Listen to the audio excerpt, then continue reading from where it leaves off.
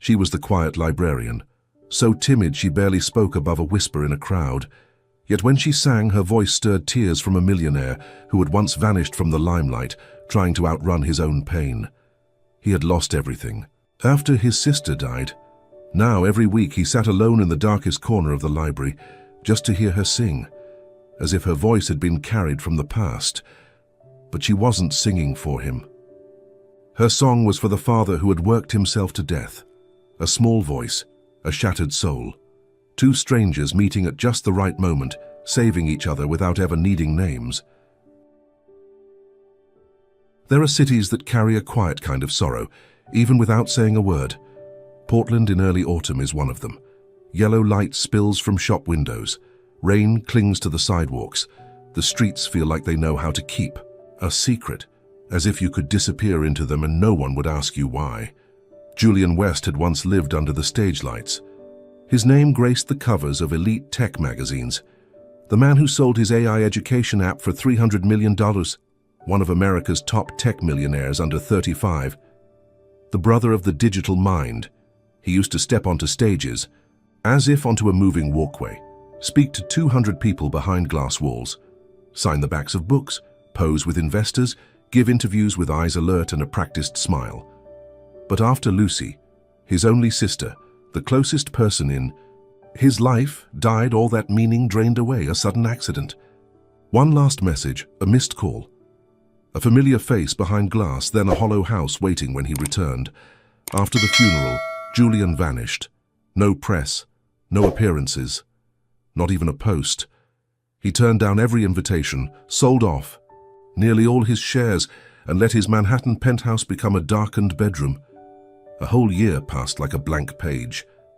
The people who once called him a pioneer began to call him a mystery. And tonight, for the first time in 12 months, Julian stepped out, not to return, but to disappear again. Orion's Cup. Open mic night. Tonight. A message. From the only old friend he still kept in touch with. Not an invitation, just a sentence that read like a breadcrumb. No need to talk. It's quiet there. Music's actually good. Julian wasn't sure what he was looking for. He just knew that if he spent another night in that apartment, he'd lie awake until dawn, his heartbeat a wave crashing against the past. Wrapped in a long wool coat, cap pulled low, he pushed the cafe door open with a hand that trembled. From cold, or something deeper, the doorbell chimed. Warmth wrapped around him, wood and old paper, espresso in the air, low voices of regulars murmuring nearby. A ceiling light cast a gentle amber glow. A small stage of pine, barely big enough for a person and a piano. Julian took the table in the corner. No one recognized him and no one looked twice. He ordered an Americano, black, and nodded his thanks in silence when it arrived. His mind looped through the same reel. Lucy practicing chords on the couch, strings faint and soft. Her half laughs. The message she sent that last day. Come home early next time, okay? I want to sing the new one for you. There was no next time. He gripped the edge of his chair. A sharp ache bloomed in his chest, but the tears didn't come. Couldn't. On stage, a young couple sang an old love song. The girl smiled when she forgot the lyrics. The cafe clapped. Julian barely noticed. He checked his watch, started to rise. Then the MC's voice rang out. Next up is, Lata's her first time performing, so let's be gentle with her. He didn't know why he stayed seated. A young woman stepped onto the stage, petite, an oversized sweater, dark brown hair tied low, no makeup. She bowed her head and walked slowly to the mic. I'm sorry if my voice is a little quiet, she said. Her soft ripple of laughter, gentle, affectionate. She sat at the piano. Her thin fingers touched the keys. Then she sang. No climax, no flourish, no need to impress, just a song soft as breath. If I don't speak loud, will someone still hear me? Julian looked up. He couldn't remember the last time his heart beat that clearly. That voice, unadorned, even trembling, carried something deeper. Not melody, but a whisper from someone who had lived too long in the dark and was now trying just once to step into the light. The cafe held its breath. Even the phones were lowered, as if everyone knew this moment shouldn't be interrupted. Julian looked at the girl, Lena, and saw a glimpse of Lucy in her, not in her face but in her eyes, quiet but not fragile, sad but not broken. The way Lucy used to look at him when she wanted him to stop, look at her, and really listen. And now he was listening. For the first time in so long. When the song ended, no one spoke. Then someone clapped, and then another. Then the whole room. Lena bowed deeply and stepped down quickly. Julian remained in his seat. His coffee had gone cold. But something inside him wasn't empty anymore. He didn't know her name, but he knew. He would come back. Not for the song, not for the cafe, but for that voice. The voice that had gently knocked on a door within him. The door Lucy once held. The key to... Lena hesitated until the very last moment. The sign-up sheet was just a crumpled A4 paper on the bar counter. The words, "Open Mic Night, every Wednesday," scrawled in blue marker, a few names scribbled underneath in hurried handwriting. She watched it from across the room for 10 full minutes, seated in her usual corner, notebook in hand, the same one that held all the lyrics she had ever written for herself. She worked at the East Side Public Library, earned just enough to get by her schedule, a quiet rhythm of predictability. She shared a small apartment with an old college friend, kept a cat named Murphy, and wrote songs every night after work, like a private ritual of healing. No one in her life had ever truly heard her sing, not because she kept it hidden, but because she never thought anyone would want to hear. Tonight, after months of sitting quietly and listening to others perform, she had brought a single sheet of music, the song she'd written on a rainy night after her father's memorial. It was less a performance than a confession, hushed and without crescendo, a small wish. If I speak in a whisper, will someone hear? And when her name, Lena, was called, something inside her froze. For one brief second she couldn't move, but then something pushed her, an unnamed force, maybe just the quiet fear of disappearing completely. So she stood. Julian didn't see her at first. He was still turning his coffee cup slowly, head bowed, mind drifting through the residue of his own silence, until he heard it. "I'm sorry if my voice is a little quiet." The words touched something in him, a voice not asking to be noticed, but one you instinctively wanted to listen to. He looked up. For the first time that night, his gaze locked on the stage and didn't look away. Lena sat on the worn wooden stool beside the upright piano. Her hands trembled slightly as they found the keys. But when she pressed the first note, the E sound was clear, unembellished, like something that had lived inside her for a long time. Then she began to sing. "If I don't speak loud, will someone still hear me?" No one spoke, no clinking of glasses, no chairs scraping. The room, though no one knew her name, had never seen her before, was held in place by that single question. Julian felt himself exposed, as if the song had peeled him open. The words felt like they'd been written from within him, from the night he sat at Lucy's bedside, holding her cold hand, unable to say anything. From every keynote speech he'd recited with conviction, but never quite believed, Lena's voice wasn't powerful. It wasn't perfect, but there was something in it that made you want to protect her, a truth that didn't ask to be admired, a kind of beauty that asked for nothing. For Lena, every lyric was a step across a tightrope between two worlds, the world where she had grown used to hiding, and the one where she dared, just briefly, to lift her head and meet someone's gaze. And at the back of the room, in the quietest corner, Julian was doing just that. He didn't know her name, didn't know where she was from, but in her eyes he saw something he recognized, the look of someone who had lost too much to still believe in hope, yet still wanted to try, just once. When the song ended, Lena remained still. No one clapped right away. Not because they didn't like it, but because no one wanted to break what they had just felt. Then one person clapped, then another, and slowly the whole room lit up. Lena smiled faintly, bowed low, and stepped down from the stage without ever lifting her eyes to the crowd.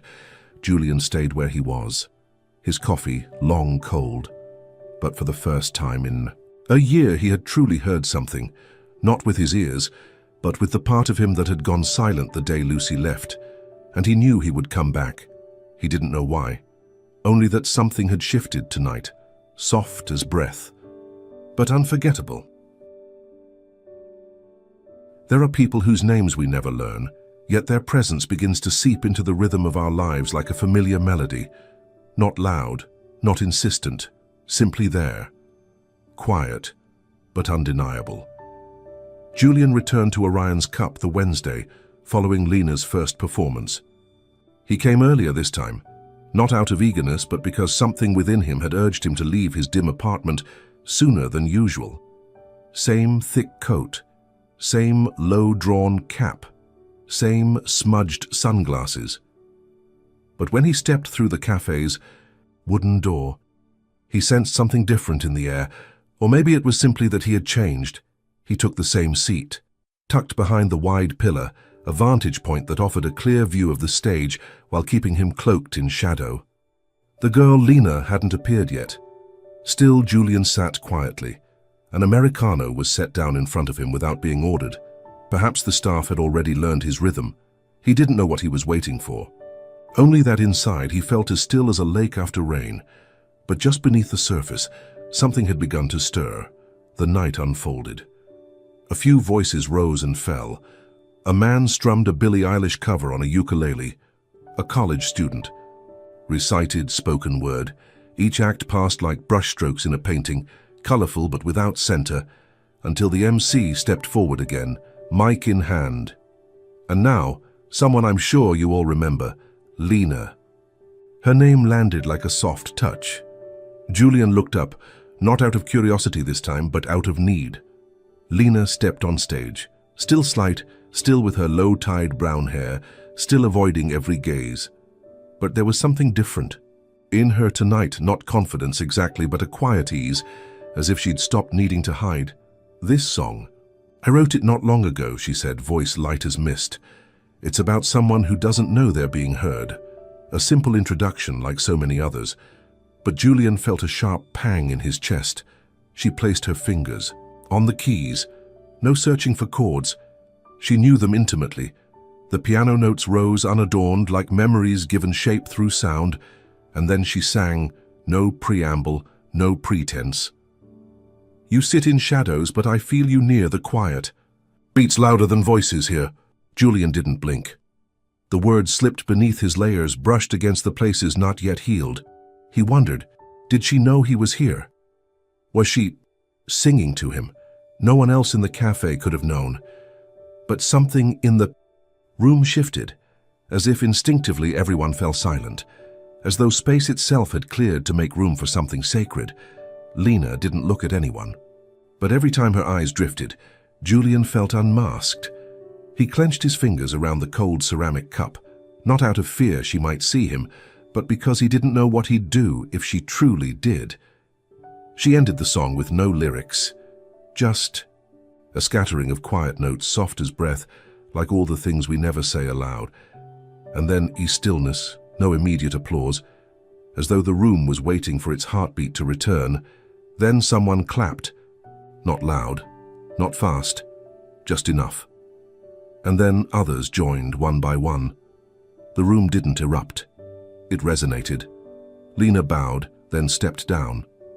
As she passed the bar, her gaze paused, just 1 second, in Julian's direction. Only a second, but enough. Enough for him to know, and she knew. That night, he didn't write, didn't play, but he didn't sleep either. He sat at his desk, staring at a blank page, and for the first time in many months, he asked himself, if I wrote, not for the public, not for a startup, not to impress, but simply to say something true, what would I say? Across the city, Lena couldn't sleep either. She watched the open window, listened to the hush of wind, and thought about the man in the corner, the one who never spoke, but always listened with his eyes. She didn't know his name, but she knew this. Because of him, she was singing differently now, and that was enough. Not every night leaves a trace.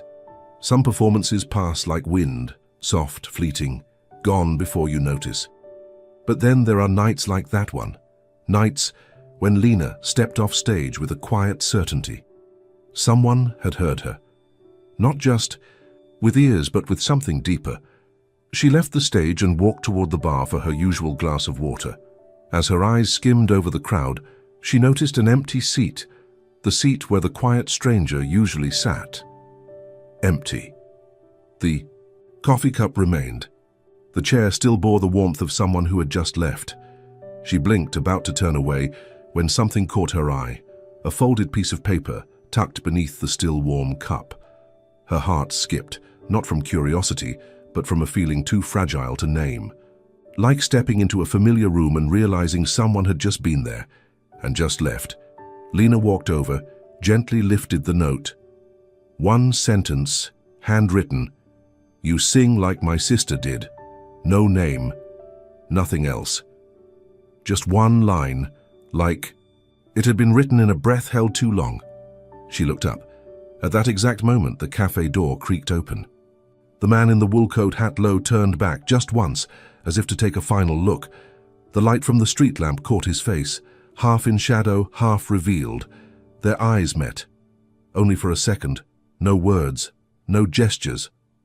But something. In Lena stirred awake, a memory she'd never had but somehow knew, as if she'd seen that look before, in a dream she'd long since forgotten. Julian stood there, for the first time, not hiding, not retreating. And then, without a sound, he turned and vanished into Portland's dark streets like a figure uncertain if he was real. That night, Lena held the note long after she'd memorized it. She didn't read it again. She didn't have to. But she kept her fingers wrapped around it, afraid that if she let go, the feeling might dissolve too. The next day, she wrote a letter, short, unsent. She wrote about the song she'd sung the night before, the one she'd written on a sleepless night, thinking of her father, who had worked himself into silence to keep her safe. She didn't use capital letter. She didn't use punctuation. She wrote as if whispering into someone's ear. She folded the letter, slipped it into her coat, and returned to the cafe late the next afternoon. She left it beneath the same cup, now untouched by anyone else, and the next day when she came back, the letter was gone. In its place, another note, in the same careful hand. "I once left the stage because I couldn't bear the applause of people who didn't understand me. Last night I sat in the crowd and thought, if only my sister was still alive." Lena read it, and this time the tears came without warning. Not loud, but something inside her cracked wide open. From then on, every week she left a letter. And every week there was one waiting for her. They didn't text, they didn't email, they never asked names. Only the letters, sometimes long, sometimes just a line, tucked quietly into a world no one else could touch. Julian's words never spoke of companies, success, or money. They were fragments of memory, about a sister who once begged to learn the ukulele, about dinners missed and never made up, about the last time he walked out the door not knowing it would be the final time he saw her smile. Lena didn't ask questions. She simply replied, with remembered sounds, a melody her father once hummed, a rainy afternoon when she longed for someone to tell her her voice mattered. Little by little, the letters wove something formless, not love, not yet trust, but something that was no longer unfamiliar, just two people from two very different worlds, trying to fill the quiet space inside them, with a language made not of sound, but of all that was lost, unsaid, and slowly being found again on the chain. Certain nights when Julian sat at Lucy's old piano, he wondered, was he bringing her back just a little, through these nameless exchanges? And Lena, unfolding each new letter, always smiled softly, because even if she never saw him again, she knew one thing with quiet certainty. She was no longer singing alone. The first letters between them were like wordless melodies, silent yet echoing far. No introductions, no formal beginning, but neither of them ever spoke of ending. Each line was something that couldn't be said aloud, a piece of themselves, long buried beneath layers of achievement, caution, and loss. Lena didn't write back immediately after receiving Julian's letter. But she kept it in her coat pocket all day, like a drop of ink still wet on her heart. The last line haunted her through the night. If only my sister was still alive. The next morning she sat at her tiny kitchen table, Murphy curled in her lap, purring softly. She picked up a blue gel pen and a sheet of plain notebook paper. No pattern, no logo. She began writing without editing, without crossing anything out. She wrote about her father. He never sang, but every night he played music so I could fall asleep. He held my hands to teach me the A minor chord, though his fingers were calloused and cracked. He worked 2 jobs, and whenever I asked if he was tired, he'd say, "Not as tired as I'd be if I couldn't take care of you." She didn't call Julian by name, didn't sign her own, but her tone, unpolished, tender, like whispering to someone she'd known forever, felt as if she'd already known him, despite having only met his eyes once. That afternoon, she folded the letter and slipped it. Beneath the familiar coffee cup, no one asked. No one stopped her. It was a small gesture, but one anchored by a fragile belief that when something is written with truth, it will find the one meant to read it. Later that night, when the cafe had emptied out, Julian returned. He took the letter, but didn't read it there. He walked home, sat beside Lucy's old piano and read it slowly, one line at a time, as though listening to a song written just for him. His chest tightened at the part about Lena's father's hands, and suddenly his own father came to mind, the quiet man who never asked Julian what he needed, but always waited for him to come home for the holidays, who took time off work to attend every one of Lucy's recitals, even if he didn't understand the music. The next day, Julian wrote, "Back, my father once bought Lucy a tiny piano when she was 6. I laughed, said she'd quit, but she didn't. I remember how she played her first song, wrong notes everywhere, but her eyes lit up like stars. I never learned music, but I remember the sound of those keys and her laughter, filling the living room." The letters that followed were never long. They didn't try to tell whole stories, just fragments, slivers of memory, pieces of sound, moments stirred by a melody or a rainy night. Once Lena wrote, "I used to think no one would remember me if I disappeared, but through music, I feel like I've left a trace." Julian replied, "I used to fear being forgotten even while on magazine covers, but now I see what stays with people isn't the spotlight, it's what you leave behind, quietly." And so, week after week, the letters became their own quiet rhythm, not rushed, not clearly defined, but something both of them waited for. Lena found her singing beginning to change, softer, truer, as if every note was part of a long, unfinished conversation. Julian each night sat beside the piano Lucy once played. He pressed simple chords, not to practice, but because he needed the sound to keep the emptiness away, and slowly, the vague feeling between them began to take shape. A connection. Not love, not quite trust, but something unmistakable, like 2 notes in harmony that had never met, but fit together perfectly. They had never held hands, never spoken aloud, but in those letters they had touched each other, at their most honest, their most hidden core, and neither of them realized it yet, but they were already writing something more beautiful than any love song. A connection, born not from what is said, but from all the things that were never said at all. A soft rain was falling over Portland the afternoon Lena found the letter, folded neatly, slipped beneath the familiar coffee cup, just like always. But this time, it was different, heavier. Inside wasn't just a note, but a photograph, worn, faded, taken on film. The shot was angled slightly, a young girl sitting at a piano, her hair tied off center, slender fingers resting on the keys, eyes tilted toward the person behind the lens. On the back, a single line, "Lucy, my sister." Smiling like the whole world was listening. The letter that came with it wasn't long, no embellishment, no explanation, just fragments, like breaths released after holding in memory for too long. "I used to live by running. From fame, from success. Everything I built was a way to outrun the emptiness I couldn't face," Lucy once told me. Music is how she kept the things she couldn't say. I lived to forget. You sing to remember. Lena read slowly, her fingers trembling as she turned the photo over. She stared at it for a long time, memorizing a face she'd never seen before, yet somehow felt as familiar as blood. She brought the picture home, set it gently on her bookshelf, beside the only photo she had of her father. And something.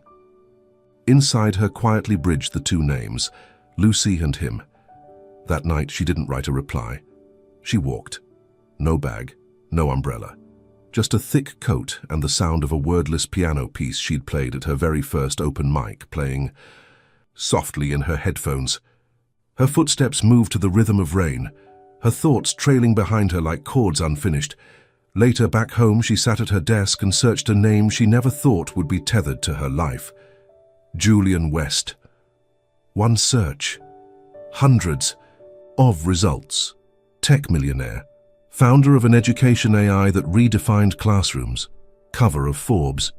And then vanished after the sudden death of his younger sister, Lucy West, 22. She didn't feel overwhelmed, just still. Like someone had placed a life into her hands and asked her quietly, "Now what will you write?" Lena wrote the next morning. Blue ink, blank page, slanted script like wind slipping through curtain slats. "I know who you are now. And strangely, that makes you feel no farther from me. I used to think that if I ever stood beside someone successful, I'd feel too small to speak. But now I see, pain doesn't care about wealth. There are voids that only music and honesty can reach, but I don't need you to be successful. I just want you to be real." She placed the letter on the table, same spot as always. But this time, before leaving, she turned back, not to glance at the stage, but at the shadowed corner where the quiet man had sat for so many weeks. He wasn't there that night. No reply came the next day. But 3 days later, when she walked in again, there it was. A handwritten sheet of music, edges smudged, ink bleeding slightly at the corners. No words, just notes. A piano melody with a title penciled faintly at the top. A song no one will hear, but still had to be written. Lena looked down and her eyes shimmered, not with sorrow but with knowing. This wasn't the story of a man who had once been famous, or of a girl who feared being invisible. This was something else. Two people who had dared to strip away their final layer and let themselves be seen, fully, truthfully, not through accomplishments but through music and the quiet courage it takes to step out from silence. Some things can't be written in letters, some memories don't fit within lines of blue ink, and some moments, wordless as they are, resound like a song that has waited years to be heard. Julian understood this one quiet, rainy afternoon, seated at Lucy's old piano, his hands resting on the worn black and white keys as if they'd grown up with every scratch. He wrote one more letter, but this time not for the cafe. He wrote it for himself, then tucked it into his coat pocket. Lucy once played a song she wrote herself. She called it "The Song Without Applause." She said, "There are things I can only say when no one's listening." The night she died, I was at a press conference. She sent me her final recording, but I didn't open it. The first night I heard you sing, Lena, you made me listen to it for the first time. And you know what? The song you wrote, it was eerily similar. Maybe it wasn't coincidence. Maybe you, somehow, are the voice Lucy left behind. It was the last letter Julian ever wrote, not because there was nothing left to say, but because it was time to listen. That week, when Lena stepped onto the stage, she wasn't expecting anything. Just another quiet Wednesday night. There was no letter waiting, no handwritten sheet music, no sign he had been there. But she didn't feel disappointed. She knew if he had something to say, he'd find his way to say it. She sat down and adjusted the microphone. "I wrote this for someone who used to sing when no one listened, but tonight, I hope someone does." The first notes fell like breath. She didn't look at the crowd. She closed her eyes and let the melody carry her, and halfway through, when she opened them, her voice caught for a beat. He was there. Julian sat in the front row, not in the shadows, not behind a pillar. For the first time, he wasn't. Hiding? No hat, no sunglasses. Just his face lit softly by the glow of the overhead stage lights, calm and open. No one else in the cafe knew. But Lena did. And in that single moment, she knew she wasn't singing alone. Julian wasn't hearing the song with his ears. He was hearing it with his heart. Each note, each lyric, was a thread pulling him out of the dark corners of memory, out of the rooms he'd locked away his grief in, out of the silence he'd mistaken for safety. Lena's song had no climax. It was like Lucy's had been a long whisper, meant for no applause, only to be truly heard. When the song ended, no one moved. Julian sat perfectly still, as if even breathing too hard would shatter the moment. Lena bowed. When she looked up, their eyes met again. No words, no gestures, just a look, gentle, honest, and full of understanding. She didn't need to ask. He didn't need to explain. Everything had already been said, in letters, in songs, and in the silence between them that held all the things words couldn't carry. After the performance, Julian didn't stay. He slipped out before anyone noticed.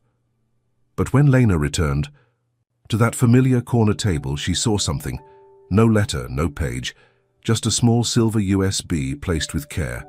Etched on its surface were the words, "The Song Without Applause, Lucy West." She held it in her hands as if holding someone else's soul, and she understood. Sometimes listening doesn't ask for a reply. Sometimes the most healing thing is simply knowing you're no longer speaking into silence. She and he, both of them, had once believed they were quietly alone, but tonight they knew. There is a kind of sound that needs no name, no ovation, and once it's heard, it never fades. Not all pain needs to be unraveled with words. Some truths, held quietly, echo farther than any cry. Lena woke earlier than usual. Morning light spilled through her window, casting a soft glow across the photo of her father on the bookshelf, an old snapshot from a parent-teacher meeting where he stood beside her, one hand resting gently on her shoulder. Since the night Julian gave her the USB, Lucy's final song, something in Lena had stirred. Not sorrow, a quiet urgency. She played the recording. No lyrics. Just piano. Hesitant, tender, layered with meaning. It was a melody composed from an unhealed heart, but no longer afraid. Then she found the song she'd written for her father years ago, one she'd never performed outside her own room. "If you hadn't worked all night, I wouldn't have learned how to dream. If you hadn't stayed silent, I wouldn't have learned how to sing." She had once believed it should remain hers alone, a whisper no one needed to hear. But now she knew. The words never spoken are sometimes the very ones that must be heard. At the final open mic night of autumn, Lena stepped on stage as always, long coat, hair tied back, face calm. But this time, there was no trace of shyness. No downward glance. She sat, looked at the piano, then placed her hands on the keys. No introduction, no explanation, only music, warm, steady, like someone silently standing behind her through every childhood lesson. Her voice wasn't loud, but it was sure. Each word carried a life within it. "He never asked for thanks, but every note I play is his answer. He never said he was proud, but I heard it in the way he left the light on." The cafe held its breath, not in awe, but in reverence, sensing they were witnessing something private, beautiful, and real. Julian sat in the second row. No heavy coat tonight, no mask. He didn't cry, but his hand gripped his knee as if holding in something fragile, on the edge of breaking. Lena ended the song on a single, held note, not for flourish, but because she wasn't ready to let it go. When she stood to bow, the applause didn't come right away, as if everyone needed a second to return to the room. Julian rose slowly. He stepped toward the stage before she had moved from the piano. No one stopped him. No one questioned. He said nothing. Just placed a small folded note on the body of the piano, nodded to Lena, his eyes not sad, but deep with something, long buried and newly understood. Then he turned and left. Without looking back, Lena remained still. Her fingers shook gently as she opened the final note. Your father loved you in silence. Thank you for teaching me how to listen with my heart. No name. None needed. She folded the letter and placed it gently over her chest. 1 second. 2. Then she stood, stepped down from the stage, and disappeared into the hush of nameless guests under the golden lights of a fading autumn. That night, she didn't write. Didn't leave a letter. Didn't wait. Because she knew. Some stories don't need neat endings to become eternal. Some songs don't need to be finished to live on in the hearts of those who hear. And some people, passing quietly through our lives, leave behind light. Like sunlight slipping through the leaves, soft, wordless, and never truly gone. Have you ever felt understood, through nothing more than a glance, a piece of music, or a silence that meant everything? If you have, leave a single dot. So. We know you're here with us quietly but deeply. Thank you for listening. The letters still to come will not just be words, but heartbeats written in music.